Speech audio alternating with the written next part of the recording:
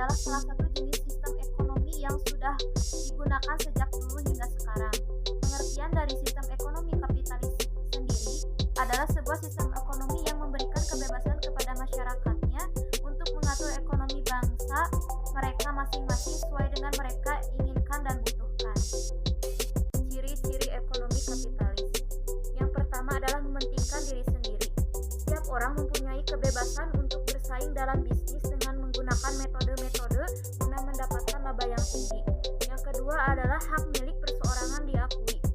Memberikan kebebasan untuk rakyatnya dalam menimbun kekayaan pribadi tanpa mempedulikan posisi orang lain yang tidak mempunyai kemampuan dalam melakukan hal yang sama. Yang ketiga adalah kebebasan penuh terhadap semua kegiatan ekonomi. Memberikan kebebasan secara penuh kepada masyarakat dalam melakukan segala kegiatan ekonomi. Yang keempat adalah bebas berkompetisi. Memberikan kebebasan kepada para usaha dalam melakukan persaingan di pasar. Yang terakhir yaitu harga sebagai penentu. Jadi menerapkan mekanisme pasar yang bertugas dalam menentukan harga keseimbangan antara permintaan dan penawaran untuk pihak produk ataupun jasa. Contoh ekonomi kapitalis. Semakin banyaknya pusat perbelanjaan seperti mall, supermarket, minimarket, pasar modern, dan masih banyak lagi. Dampak ekonomi kapitalis. Yang pertama yaitu dampak positifnya, yaitu mendorong aktivitas ekonomi secara maksimal. Yang kedua dampak negatif, yaitu akan terjadi penumpukan harta yang kemudian memunculkan sifat individualisme yang terlalu berlebihan. Pilar-pilar yang digunakan dalam sistem ekonomi kapitalis. Yang pertama adalah private property, yaitu elemen utama dari sistem ekonomi kapitalis. Yang kedua adalah individualisme ekonomi, yaitu tidak adanya campur tangan dari pemerintah. Yang ketiga yaitu persaingan pasar bebas. Persaingan pasar bebas adalah meningkatkan persaingan yang ada di pasar.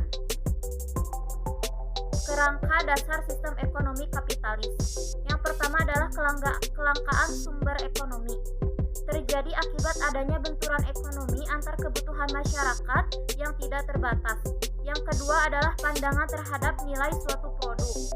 Merupakan saran yang penting untuk melihat fungsi suatu barang maupun jasa. Terdapat dua kategori nilai barang ataupun jasa. Yang pertama adalah nilai guna dan yang kedua adalah nilai tukar. Dari sistem ekonomi barat, yang pertama adalah land rent system.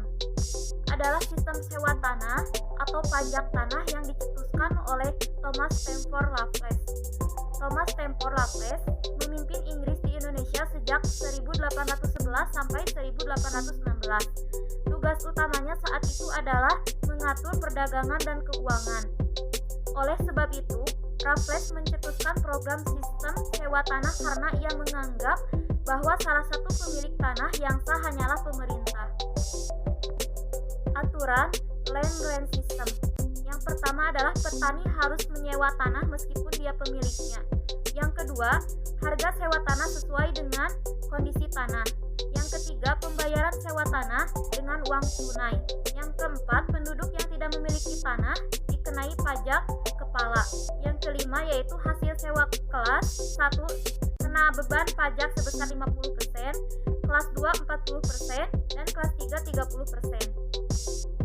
Penyebab kegagalan land rent system. Yang pertama adalah budaya serta kebiasaan petani sulit diubah. Yang kedua, pengawasan pemerintah yang kurang. Yang ketiga yaitu peran kepala desa dan bupati lebih dominan dibanding asisten residen yang berasal dari Eropa. Yang keempat yaitu Raffles sulit melepas budaya sebagai penjajah. Dan yang terakhir yaitu kerja rodi, perbudakan dan monopoli masih terus berjalan. Yang kedua yaitu kultur stelsel atau tanam paksa. Kultur stelsel atau tanam paksa diterapkan oleh Gubernur Letnan Jenderal Belanda Van den Bosch sejak 1831 sampai 1867. Sistem tanam paksa adalah gabungan dari aturan kewajiban menanam tanaman ekspor yang kemudian harus diserahkan kepada VOC lewat sistem sewa tanah. Alasan kenapa Belanda menanam tanaman ekspor di Indonesia karena Indonesia memiliki tanah yang subur sehingga Belanda ingin memanfaatkannya supaya mendapat keuntungan di sana. Aturan kultur stelsel.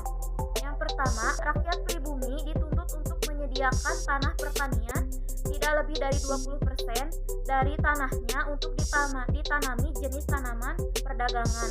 Yang kedua yaitu tanah untuk kultur stelsel dibebaskan dari pajak karena hasil tanamannya sudah dianggap sebagai bagian dari bayaran pajak tersebut. Yang ketiga, rakyat yang tidak punya tanah bekerja di perkebunan milik Belanda atau pabrik selama 66 hari.